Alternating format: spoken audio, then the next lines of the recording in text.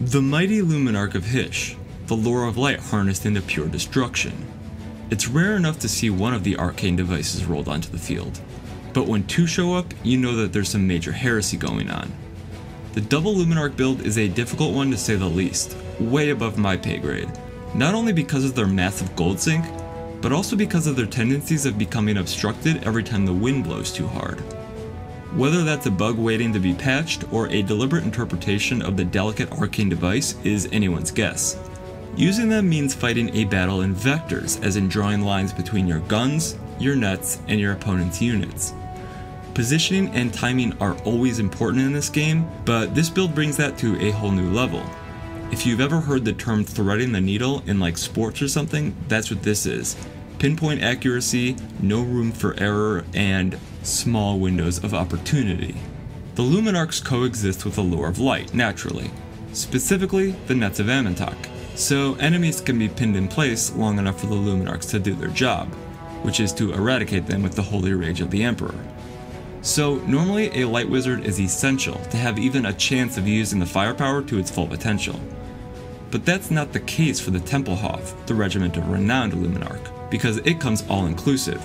Batteries, nets, robes, pope hats, well liquor, everything included.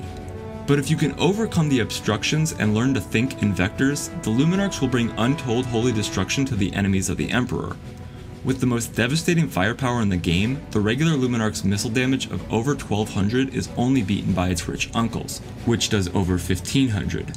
Both do magic and fire damage, a vampire's worst nightmare. Along with the two Luminarks, Ninja brought a general of the Empire on a griffin. He has the Potion of Toughness, Potion of Foolhardiness, and Foe Seeker, a cost-effective and reliable choice with good mobility, high armor-piercing damage, and the ability to cause terror.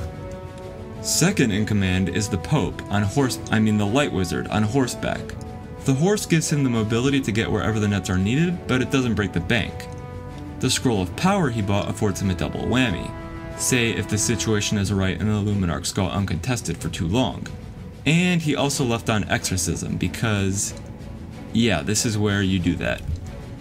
The Royal Altdorf Griffites fill in the only true anti-large and cav role in this army. They're a unit that most would consider well worth their high cost due to their dominance over most other cav units in the game. Specifically Blood Knights. They shit all over Blood Knights in one-on-ones. That's just yet another curveball for vampires in general. And most of the time their cost is also justified by their ability to cause terror, but that's not really relevant in this matchup.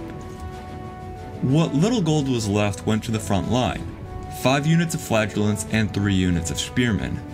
Spearmen are cheap and can at least put a dent in units like Vargulfs and Crypt Horrors before getting ripped apart and or running off the field. But the Flagellants won't be running off the field anytime soon. They still definitely take their fair share of the getting ripped apart, but they're not running off the field. These fearless nutjobs are one of the only ways to get an unbreakable front line in Total War Warhammer outside of the vampires. This is of course an extremely valuable trait to have in a front line, but they do so at the cost of armor, which they have absolutely none of, clearly. So it begs the question, do they really hold the line longer if they explode twice as fast as the units who run?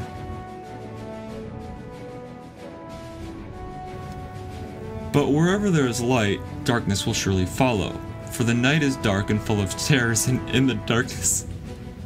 Dude, I hate you.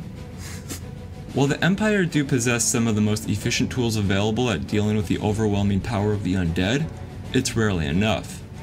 Unbelievable magical capability, unbreakable cost-efficient units, hordes upon hordes of zombies and skeletons, and a core of monsters to beat the piss out of all shapes and flavors of opponents.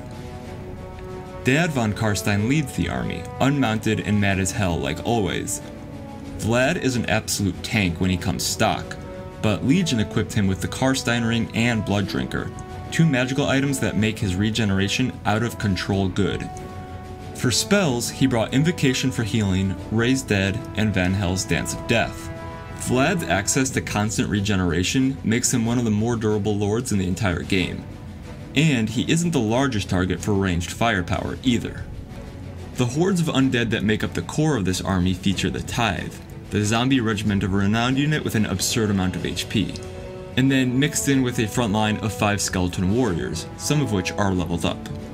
For their low cost, Skeleton Warriors provide a mostly reliable unit in that they usually have stats that allow them to deal damage or take damage in certain cases, but note that, reliable is relative. But the real damage is dealt by these guys, 4 units of Crypt Horrors.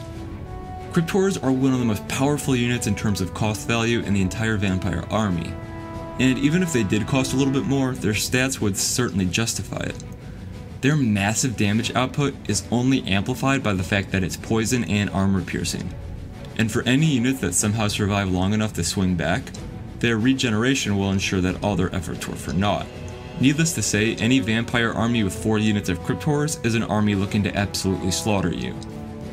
2 units of Cairn Wraiths provide additional fast armor piercing damage with the added benefit of being ethereal, which means they resist tons of physical damage. And since they're apparently ultra spooky, they cause terror. Never a stat that can be undermined or forgotten. Every vampire player needs a way to deal with missiles when facing the Empire, and there's no cheaper or more obnoxious way to do that than with 5 units of Fellbats. And it turns out that Fellbats aren't just a pain in the ass in game, but also in editing and rendering videos. The idea with these shitty dudes is to prevent your opponent's missile troops from firing, plain and simple.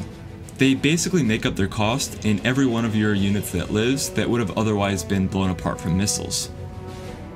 1 squad of Black Knights makes up the Cav department, another highly mobile threat to enemy backlines and missiles. But instead of just occupying them like the Fellbats, the Black Knights have the potential to just completely cut them up themselves. A very cost-effective unit. And lastly, but never leastly, he brought the Black Coach. Now, I know the Black Coach is sort of a meme unit on YouTube, which I mean it is, because look at it, it's a Hot Topic Cinderella, but it can also be very effective. It just doesn't work like a normal chariot. Instead of cycle charging, you want to leave the coach in combat with its spooky buddies for a while, because once it does, it gets huge stat boosts that can really pay off in the end. A classic clash of good and evil.